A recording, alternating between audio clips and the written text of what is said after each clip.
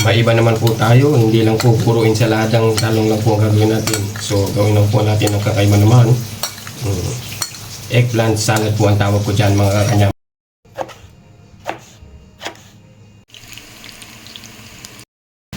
Yung Japanese cucumber po natin, hiwain po natin sa bite size po.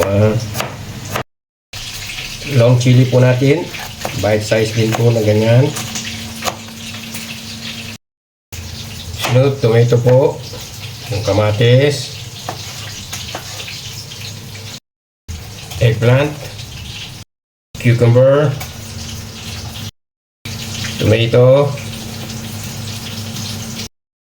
chili,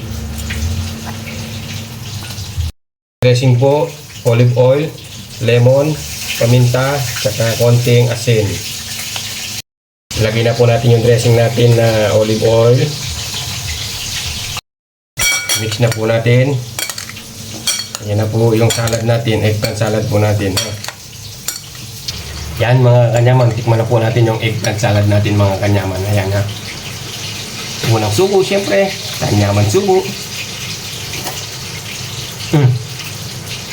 Sarap, kanyaman.